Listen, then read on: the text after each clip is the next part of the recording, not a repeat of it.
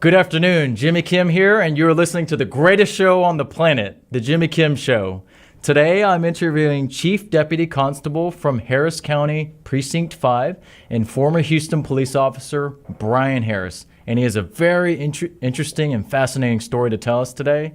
Stay tuned and be ready. You're going to be on the edge of your seat today. All right, Brian, we're going to start with background about yourself. I know your story is... There's so much information there, but yeah, give our listeners and viewers a brief overview of your life. Sure. Hi. So I actually grew up in New York, so I'm not a native Texan, and I came down to Texas to go to school at Sam Houston State University, where I earned my undergraduate degree in law enforcement and police science. After graduating, I was a police officer in a small town called Port Aransas, Texas, the beach part of the Corpus Christi area. After a couple of years there, I kind of did my career backwards. I went on up to Harris County, Precinct 5, where I met then Sergeant Ted Heap, who is now the Constable Ted Heap. That was a little while ago, right? Yeah, almost over 30 years ago. Oh my goodness. And without knowing Ted Heap, to kind of let you know the kind of man he was, he helped me move. He knew I was new to the town. My wife and I were newlyweds, and we didn't know anybody in Houston, and he helped us move in. So I was forever grateful for that. And after a few years being with Harris County Precinct 5 as a deputy and then a sergeant, I went on to the Houston Police Department to live my dream of being a homicide detective. But I had to work the main streets of Houston first, out there in Sunnyside and South Park. And after a couple of years of doing that, I broke into the homicide ranks, and I served as a homicide detective and then a homicide sergeant for almost 22 years. And then in 2017, Constable Heap was elected into office and asked me to come and be his chief deputy at Precinct 5. Oh, okay, so that's how your transition to the constable's office started? Yes. After Ted got elected? Once Ted Heap was elected, I was a very happy homicide sergeant. I loved my job, loved every day getting up, going to work. I did a lot of teaching and a lot of instructing, but also worked my own cases. But to have an opportunity to work for a person like Ted Heap, whose moral direction is so strong, and his vision for Precinct 5 and the residents of the kind of service he wanted for their law enforcement, I could not pass on that opportunity. So I retired, and my advice to anyone who retires, always retire better, not bitter. And it was a wonderful choice, and the challenges that Ted and I have been able to achieve so far. And you said that law enforcement has and is a passion for you? Law enforcement has, I always wanted to be one of two things, either a teacher or a police officer. And fortunately for my career, I've been able to do both. I've combined them both in my journey. But ever since I was a little boy, maybe watching T.J. Hooker or One Adam 12, old shows, probably long before you were even a thought, Jimmy. Those kind of shows, Hill Street Blues. I've always been fascinated in law enforcement, and I can say whatever you choose to do in life, make sure you're passionate about it. Right. And I chose my passion, and I love what I do. It's a great career. Very nice, yeah, especially for some of the activities that you've been assigned to. They're not for the faint of heart. And the listeners and viewers are going to hear more about that here in a bit. And it's funny how Ted Heap, actually, he helped you move. Because most people, like when I call them and ask them, like, hey, can you help me move? They don't answer the phone. But Ted did the opposite. There's an old saying, and also being a former homicide cop, there's an old saying, a good friend will help you move, but a best friend will help you move the body. Yeah. Nice. And that's very interesting. I'm also glad that you ended up coming here to Texas. So you pretty much came here as fast as you could. And you like Texas? I love Texas. I love the individual freedoms. I love the fact that Texas embraces its independence, its history, and that truly still believes and hold on to the ideals of the American way, that anybody can make it. Anybody Right. in this state, in this nation, can make it. Right. And as per your advice, as long as you find something you're passionate about and be consistent, right? Absolutely. You got to love what you do. Right. All right. Next, we're going to go into some of the intricacies and details of the assignments that you had per department that you worked at. If you want to start more with what you did at HPD, Sure. with the Houston Police Department. HPD, Houston Police Department. When I was assigned to the Houston Police Department, I did my patrol time in South Park, Sunnyside, which is out there by the Astrodome area. But very quickly, I was able to break the ranks into homicide. And what I did with that was, as a young detective, I was assigned to the evening shift, and I would work child deaths, officer-involved shootings, murders, and also we were assigned assaults, aggravated assaults. Every Monday we were given 10 assault cases, and so our caseload was vast, and I learned from some of the best folks that there were. I was very blessed to have people much older than me, and when I reflect on it now, they were probably my age now, so I guess I'm the old guy now, but I was able to learn from their wisdom. So you had some pretty good mentors while you were working at that department? I had excellent mentors, Right. and that's what I would suggest to anybody. Always find somebody, find that mentor, and stay in touch with them, and let them bring you along, and let them share their wisdom with you, and listen. The big thing was that I listened, and I think that's why I was successful. Right. And that part of town you were assigned to, what part, geographically speaking, what part of Houston is that? So Is it north, east, south, west? When Because some I- people may not be as familiar with that. Sure. Those When I worked patrol, I was assigned to the southeast Southeast, sector or okay. section of Houston. However, in homicide, basically you work wherever the body drops, and I don't mean to say that to be crass, but it's a call-out system. So Right. if there are 5 people on call and each person has a partner, and you're first out, you get the first dead body wherever that body may be. If you're third out, you'll get the third dead body wherever that is, and it just keeps rotating like that. Okay. So, and once again, that can be in anywhere in the greater Houston area. Anywhere in the city limits of Houston, as a city of Houston Right. police officer or Okay. detective. Okay. All right. Next, can you tell us more about your role as a constable right now, as the chief deputy constable at Precinct 5? When Constable Heap asked me to come over, one of the visions he's had was that his deputies would do more than just answer report calls. He wanted to bring that investigative training to his department, because it was his belief that as the patrol officers are answering calls, every single person, whether it's a potted plant or whether it's your mother's wedding ring that has been passed on through generations, every crime is important to that individual victim. So he wanted to bring that investigative level and training to their deputies, and we created something called the Uniformed Investigative Deputies, which were simply the visibility of the uniform, the investigative skills of a detective, combine those both, and therefore provide follow-up on every single case that a Precinct 5 deputy reports on. Okay, so essentially, it's an officer that has more versatility. You know, Jimmy, some people in small towns that are listening, Right. small town police departments, 10, 20-man police departments would say, we call that police work. Oh, because they already have to do all that. They already have to do it. But unfortunately, in a big city, big metropolitan area, Right. people are so specialized that the officer gets used to just going call to call, answering calls for Right. service, and filling in blanks on a report call. Where we wanted to bring, Ted often kids, but he says we want to bring the small town feel back into the big city. And so that was the idea behind, not only will we have detectives in uniform that are able to provide the visibility and investigative skills, Right. but it would catch on. Let's train our deputies as well.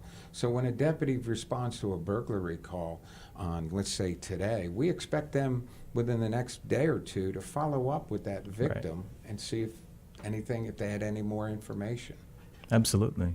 Yeah, from an objective viewpoint, from an outsider's perspective, I think that's a great way to operate.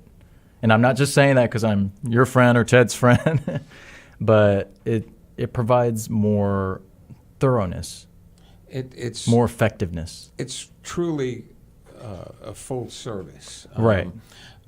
More than just an officer coming out and taking a report, because many times, because of the way crime has been, especially here lately, if you have a quote minor crime, see it may be minor in the eyes of maybe some of the city and county leaders or non-violent, but that's a big deal to that individual homeowner. You know, Right. that bicycle stolen, that's a big deal, and I think that's what Precinct 5 and Constable Heap and to the credit of our men and women on our department, they're able to bring that sense that, you know what, your bicycle's important and it's important to us too, and so we're going to track down those people who stole that bicycle. Yes, and that's a good philosophy to operate by. But I totally agree with that. To that individual, yeah, any crime committed, whether little or big, yeah, it's a crime. Yeah, it needs to be investigated and taken care of. Next, tell us about so you've been in quite numerous times in media appearances and shows, and tell us about that experience and kind of the segments that you've done. Well, sure. So I'm sure some of my former coworkers would be laughing at this section because sometimes they would dub me as Hollywood Harris. Oh, really? I hope they're all tuning in right now and listening. On the Jimmy Kim Show. Yeah, so I've had some very high-profile murders over the year that Right. garnered some national attention, and also with Katrina, I kind of helped organize the strategy in how to fight the rise in homicides, 29% at that time. And so it started off on some local appearances, some national appearances, but more importantly on prime time, and also 2020 they featured some of my interviewing techniques. And then from there it seemed as though many shows started calling after that, from Forensic Files to Killer Confessions to Nurses Who Kill, and all this crazy stuff that if you follow A&E or Discovery or True TV or any kind of television where if you're into true crime and that's what you like to watch, I've been featured on many of those shows, which eventually led to being on Inside the Mind of a Serial Killer Season 2, serving as the homicide expert for Season 2, which used to be on Netflix. Very nice. And now you're here. And now I'm here with the most famous Jimmy Kim. So this is this is the pinnacle of my career. That's interesting. You certainly earned that name, the Hollywood Harris. I wasn't aware of that, but that's really cool. So you're here for a reason. It was meant to be, right, Brian? Yeah, that's it. That's right. Next, let's go into some more details about, so you're, as a law enforcement officer, so the listeners and viewers need to know this, but I'm actually interviewing today the professional interviewer and interrogator as a law enforcement officer and investigator as well. So if you can tell us more about those roles that you had within your career as a law enforcement officer as well. Sure. So when I was a young, red-haired homicide detective with a baby face, the first couple of homicides that I had, I could talk to people out on the street, and I would get them inside the interview room, and I would be extremely nervous, and nobody would talk to me. And one of my first partners shared with me something that I carried with me, and he said, you got to crack the window to your soul just a little bit, and they'll throw theirs wide open. And what he was getting at was relationship building. You got to build relationships fairly quickly in that interview room where they can't see you as a cop. They got to see you as a person. And so I was able to do that, and then over the years develop techniques that I was able to pass on to other detectives, and eventually created an interview school for the Houston Police Department, which to this day, actually in September, I'm putting it on for area law enforcement. Oh, I very nice. still share those techniques that I have with pictures of Chris on the wall making pancakes, Chris with his dad, all these family moments, you see, because I was so young at the time. I was trying to be a tough guy, just get along with these old homicide detectives, and I never thought of the victim aspect. It was all about me at that point. And so as she walked me out to the car, she held my hand and she squeezed it really, really tight. When she looked at me, she tapped my hand. And this is decades before Blue Lives Matter, Black Lives Matter, All Lives Matter, and everything that you hear today. Right. And she squeezed my hand and she looked at me and she said, "My son mattered, And I said, "Yes, ma'am." And she squeezed tighter. She said, "My son mattered." And I said, "Yes, ma'am." And I never forgot that day. It really sank in because I realized at that particular moment, all of us, you, me, that hijacker out there, that crackhead, we all have three things in common. We all want to be loved, we all want to be respected, and we all want the ability to take care of the ones that love and respect us. The differences in life are the choices that we make to either achieve those three things or protect those three things. And once I developed that mindset, I was able to have much more successful interviews. I was able to make that connection in the interview room, and I've been trying to spread that knowledge and et cetera to other officers, not only in this area, but around the nation. And internationally as well? And internationally. I've done some international training as well. Very good, yeah. I hope they learn as much as they can from you, take it to heart, and then apply it where they can be as effective as possible in their job. Thank you. Can you discuss with us some of the accolades, commendation, and awards you've gotten throughout your law enforcement career as well? Oh, gosh. I know you've gotten a lot. It's been a bunch, several for different cases, chief of police commendations, et cetera. But one of the more satisfying awards was a governor's award from the state of Texas, Governor Perry for it was called Professional Achievement, which at the time there's only about 17 officers that get recognized by the state of Texas every year for that award. And it's based on not just doing something heroic, but based on implementing something new and then it being adopted. And so my interviewing school was one of those things that was recognized, and so I'm very proud of that.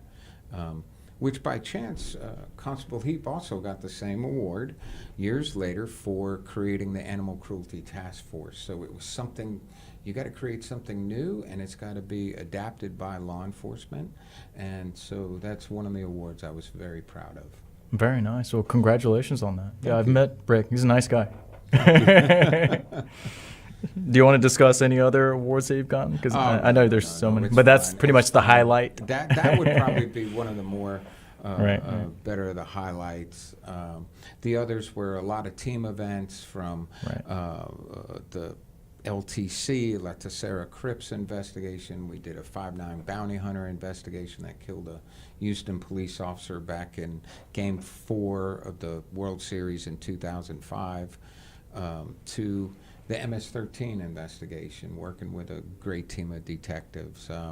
So when I look back at those certificates and things, it's not so much looking at the accomplishments. It's looking at, when I look at the talent, every year we have a homicide luncheon for everyone who's retired plus current ones, and I'm just in awe at the talent in that room and the things we've all seen. And so when I look at those awards, it brings back memories of the very talented people that I worked with.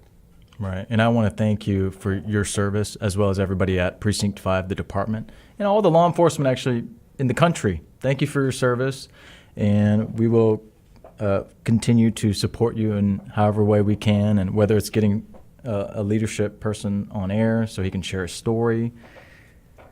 Next, Brian, let's talk about the current state of law enforcement in the United States and your thoughts about that.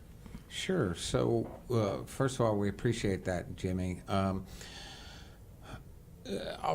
In the Houston area, I will say this, law enforcement in general, we receive so much support from the general public, and it's just not the story that one would believe if they were to watch the general media.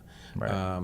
It's kind of like congressmen, right? We all talk about term limits. We should move congressmen after so many times, but when it comes to actual voting, people in those districts, they love their particular congressman. Well, it's the same way in law enforcement. They can talk about all those other cops, but don't mess with our neighborhood cop. And that, whether it's HPD or whether it's Precinct 5 or the Sheriff's Department, the officers out on the street, the areas that they patrol, they are loved. They are very much loved and taken care of. However, nationally, there seems to be this narrative of an anti-law enforcement. And unfortunately, a lot of times, it's the leaders, it's the city leaders, government leaders that have defunded law enforcement, defunded police, have made decisions based on ideologies instead of realities. And because of that, law enforcement has suffered. We have suffered in the ranks of recruiting. We have an aged profession where many people are retiring, and it's a matter of we're all fighting for those few fish that are left in the bowl. Whether it's the city or the county, Precinct 5, we're all fighting for that small pool of applicants to try to get them to be part of each of our teams, because unfortunately, because of the legalistic society we're in now, as a young person or a person that can choose to retire, they have to weigh their options. Is this really what's best for my family? Now, I would hope they would choose law enforcement because I think it's an honorable career. I have no regrets, and even in today's environment, today's young officer has to be smarter. They have to be in better shape. They have a much healthier outlook where they don't get consumed so much by the job, that they have a much healthier outlook on friends and family. So the ones that stay, it's a great career. To those who complain about society, complain about the issues out there, be part of our team. Be part of the solution. Quit your complaining. Get out from eating your bag of Cheetos and dipping your Oreo cookies, and even if you're a double dunker, get off the couch. Right. Get down to whatever law enforcement agency there is, and if you have the stones and if you have the ability to pass a background check and you're willing to physically and mentally go through a training process, we'd love for you to be part of our team, because that's where the solutions are going to come from. That's the future. So quit your complaining and be part of the solution. I like that. So remember, viewers and listeners, they are hiring. Law enforcement agencies across the country, they're hiring. They're looking for good people like you. So remember that if something happens to what you're doing right now.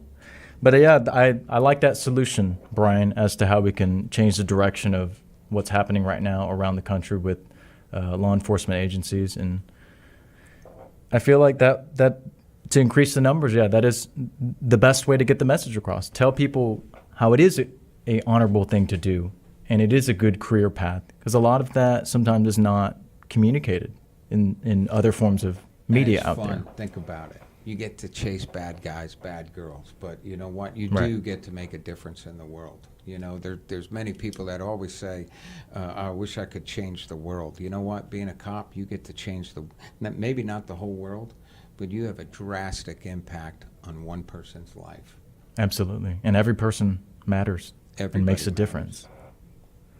So the next question is, sometimes in the media there are portrayals of incidents involving police officers where sometimes they make accidents, or sometimes they may have not had sufficient training where something bad happens, and then those police officers, they get portrayed negatively.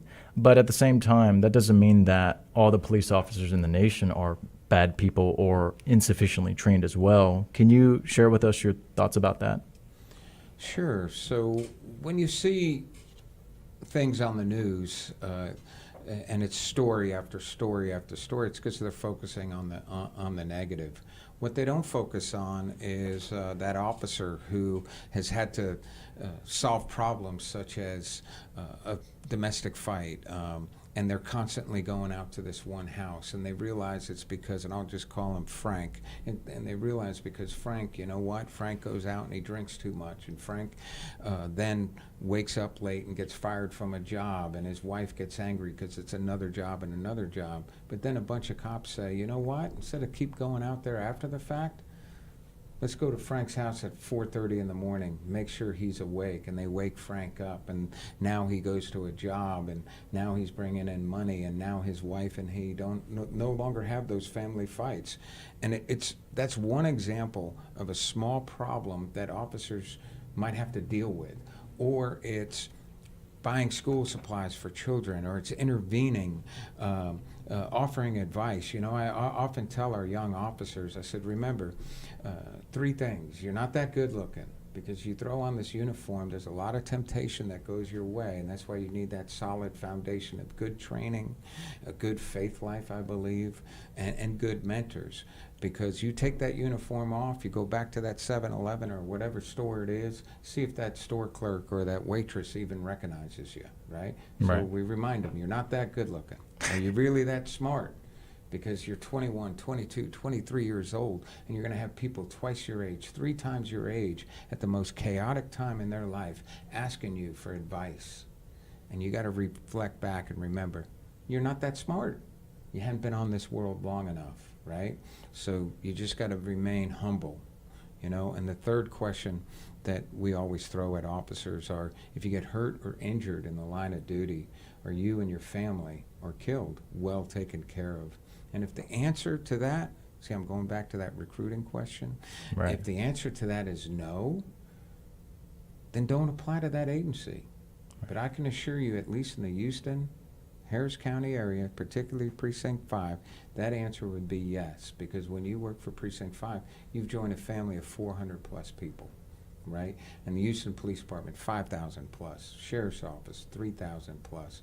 It is a brotherhood and a sisterhood. It's not a code of silence. It's about honor. When you see that blue line on a flag, that blue line does not represent us versus them.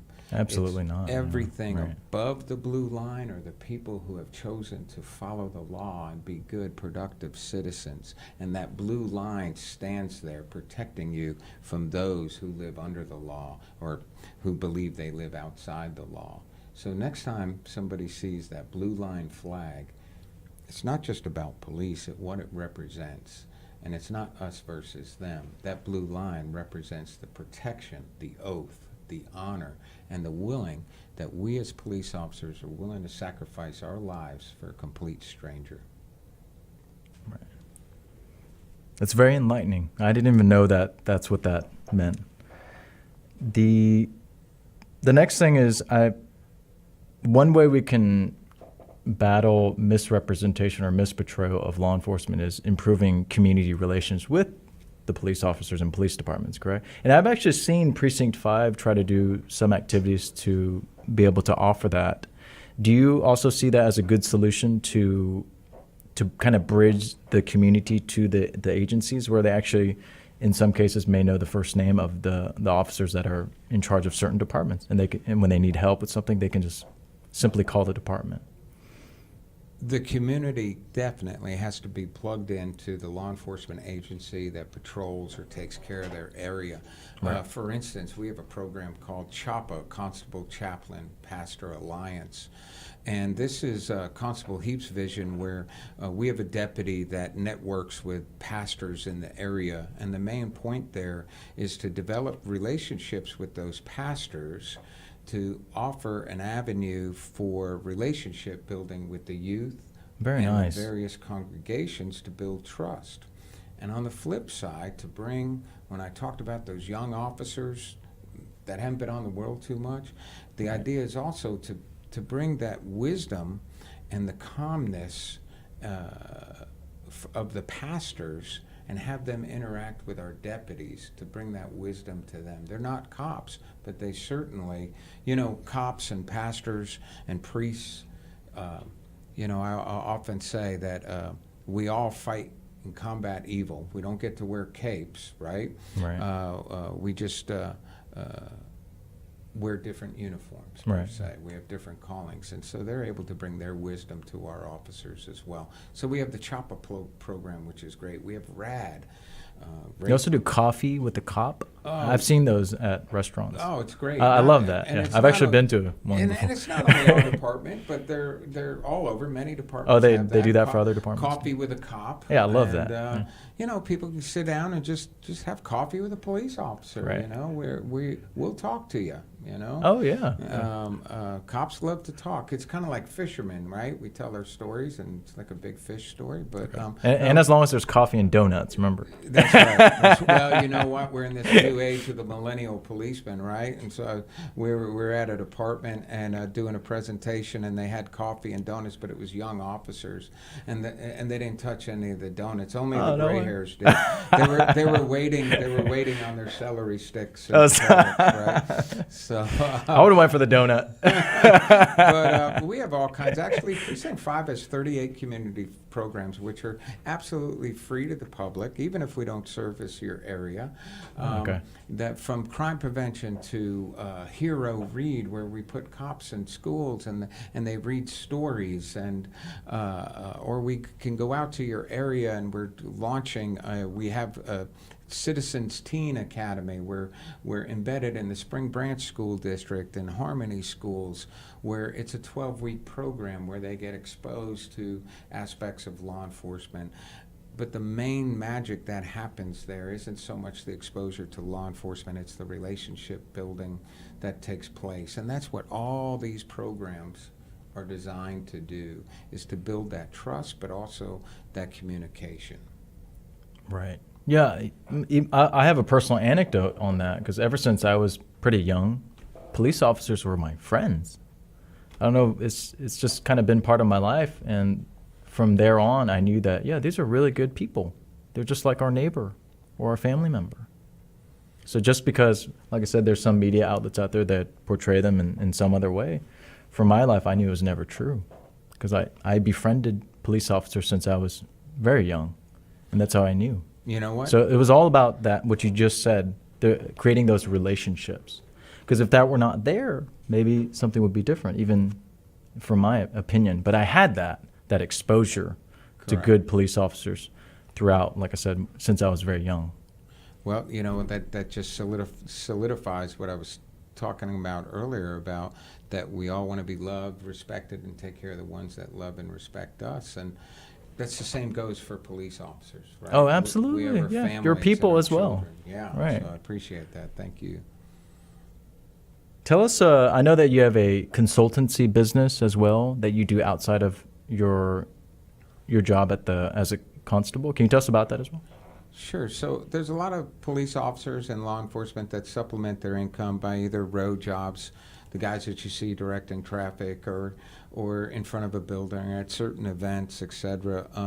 I was never one to really do that. However, what I did want to do was expand and share my knowledge with others. So I used my teaching ability, and there are departments across the nation that have hired me to come out.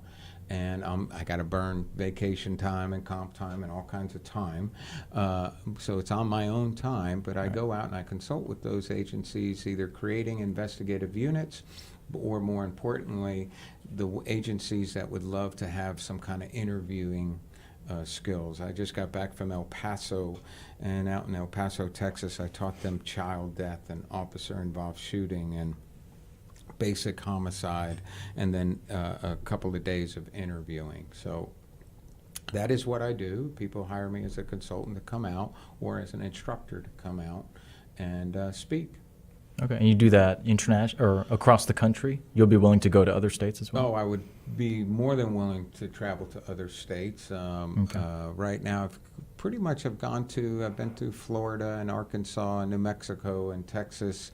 I would love to break into the Northeast, and there's plenty of agencies that I think could benefit from the training. Maybe back to New York? I would love to get back to New York. Always. My mom's still up there. She's 89 years old, and I would love to be able to get back up there to see her. And what about internationally as well? Internationally, it's been kind of slow. We were dealing with the trans-border investigators, so we were dealing with investigators from Mexico and Honduras and El Salvador, Colombia. But over the last few years, that has kind of slowed up, and that has stopped, not just because of COVID, but because of the inner turmoil. And unfortunately, some of the people that helped arrange that training are no longer with us because they've been murdered, killed by various different cartels. Right, okay. All right, so if there's any listeners out there that are the head of their agencies across the country, remember, we have Brian Harris here that can help you improve your departments in interrogation, interviewing, and investigative duties. Is that correct? Those are your three top levels of skill expertise. Is that correct? Yes, interviewing and investigative classes, absolutely. Yeah, because I feel like, I know that law enforcement agencies across the country are already doing well, but in any industry, any business, even public service institutions, there's always room for improvement. And I feel like with somebody with the amount of expertise and experience as you, they can certainly benefit from those types of services. It all comes back to any way that the communities can be safer for our families and businesses. Absolutely, the training and the training, yes. And the one thing that I'd like to point out is the people, at least in the Houston-Harris County area, should be very proud. Oftentimes you go outside the state of Texas and they may look at us as a bunch of rednecks, things like that.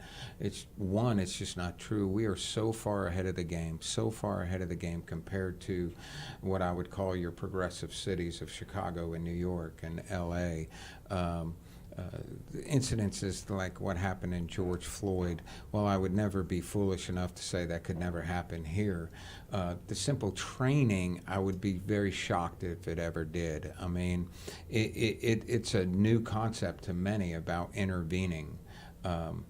That's been our policy for a long time. Of course you should intervene if you see, especially when you see an officer's misconduct. Right. You're obligated. You took an oath. You have to intervene, and that's been trained in.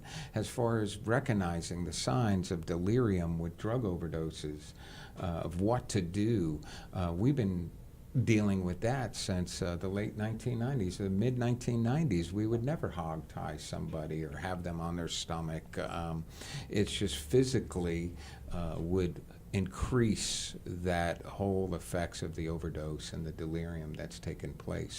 So the training that this areas have had, not just from me, I'm a whole host of folks in this area, Texas in general, but the Houston-Harris County area, they're way ahead of the game than many cities across the nation. Well, I'm very glad, and I'm very happy to hear that. And that's probably good news for a lot of the listeners and viewers as well, because they may not have that information. So this is really big news currently going on around the world. Do you have any thoughts about what's going on in Afghanistan? I know this doesn't really pertain to law enforcement, but just something that's going on in the world. I'm sure you're aware the Taliban has pretty much taken back control of the country. Well, sure. So as a law enforcement officer, we've taken an oath to protect those who can't protect themselves, right? And in Afghanistan, we've lost thousands of United States soldiers trying to improve the lives of the Afghan people. While I'm hearing that the Afghan people didn't have the will to fight, I think there must have been a better way than to just completely abandon people where we're seeing things that are reminiscent of Vietnam.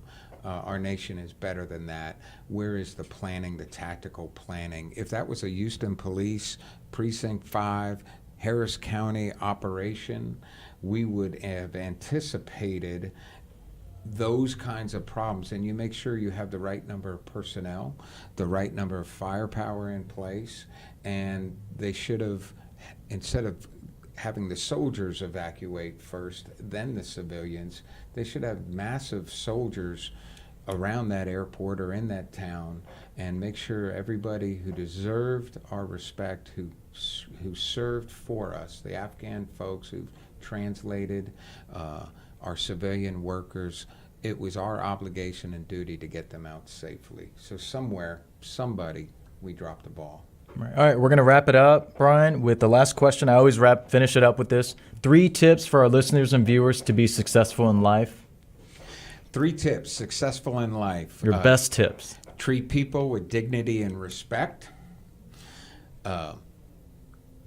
Don't stay out after midnight. Nothing good happens. That's true. And the third thing is truly be kind. Life is too short, and there's so many wonderful things to enjoy in this world. Life is pretty terrific, and don't lose sight of that. All right, and then my message is to make Brian's job easier than all the law enforcement personnel across the country is be a good citizen. That's it. Great. That's it. That's the only advice I have. So, all right, we're wrapping up the show today. To all those listeners and viewers out there, thank you so much for tuning in to the Jimmy Kim Show. We will see you next Monday, 12 to 1. Have a great day. Bye.